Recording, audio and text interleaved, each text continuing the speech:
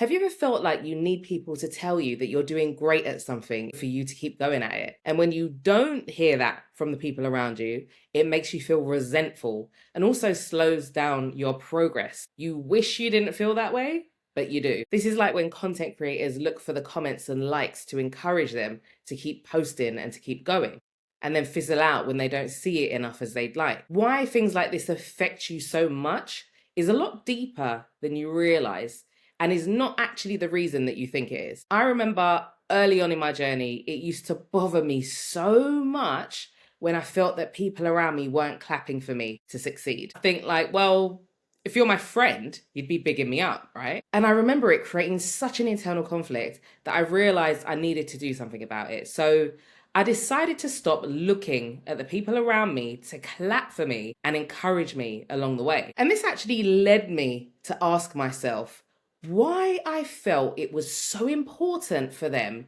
to clap and encourage me in the first place. And I realized something that made me have to stop putting the onus on everybody else around me and to start taking responsibility for why I felt so bad when others didn't clap or encourage me. After reflecting on things back then, I realized that I had something lacking that led to my over-reliance on other people celebrating me and telling me how great I am. And that was my inner self-talk.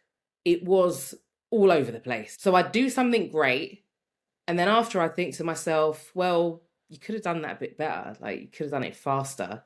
It's not really good enough, is it? Like, there's other people better at it than you. Or I'd hit a milestone, and then I wouldn't even acknowledge it for myself. And for so many of us, I think we experience something similar. This negative self-talk that's just roaming around unchecked. And the reason why your self-talk is trash is because you aren't stepping in to course correct these thoughts that are running wild and free in your mind each day. And they'll go wherever they want to go if they're left to their own devices, right? So when you've got this negative self-talk, what you end up doing is looking for the acknowledgement from people around you instead.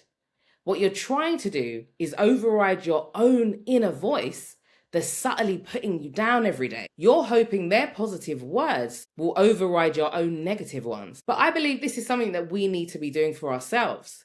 And when I started doing this, I began with becoming aware of what I was telling myself in the first place. And once you're aware of your habitual negative thinking, you can then override it with a new line of thinking every time a less desirable thought comes up. So when I would notice myself saying things like, you're not really good at this, I'd stop and reframe it into something like, I'm not that great at this right now, but I can learn and I can get better at this. And in this process, I stopped looking for others to reframe these things for me, and I did it myself. A classic example of this is when somebody doesn't love themselves, and what they end up doing is they start looking for love in all the wrong places.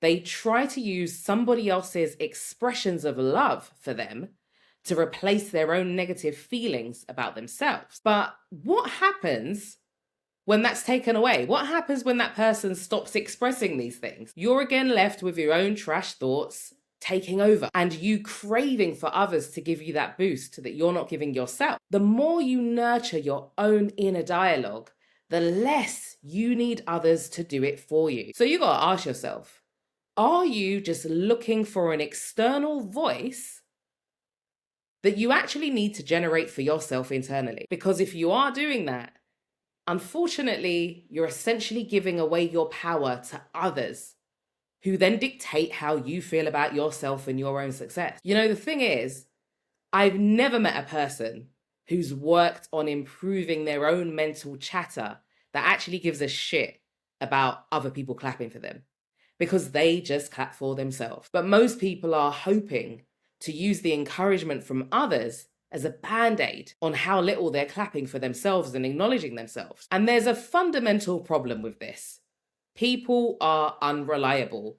If we're relying on others to be in the mood to tell us how great we are, when they might not even feel that great about their own lives at that time, that's shaky business. It's about taking your power back And instead of expecting others to celebrate you, just celebrate your own wins. Actually stop for a moment in your busy schedule and acknowledge what you've achieved. The more I started doing that for myself, the less I had this compulsive feeling of hearing others tell me how great I am, because I was already hearing it from myself. And there's actually another place where this shows up for a lot of entrepreneurs, and they don't even realize it. The other day I was speaking to an entrepreneur friend of mine, and they told me that nobody in their circle supported them when they launched their business, even though she genuinely thought they would. Nobody shared her website and nobody bought anything from it. And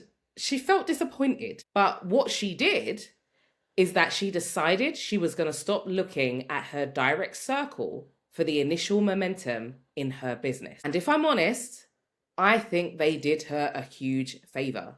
Relying on your circle to support your business at the start can give you this false sense of momentum. If they buy from you, you get this fake feeling of movement. And what happens after these initial sales are done? You're still left with the task of figuring out how to find customers that are going to create a sustainable business for you. So the reality is, people that you know cheering for you or even pulling out their debit card and buying from you isn't going to make your business a success in the long run. The only acknowledgement and sales that will actually make a difference are from real world customers that are clapping and cheering for your product or service. The ones that actually feel invested in your business and where it's going because they have the problem that you're solving. Those are the people that we need the acknowledgement from.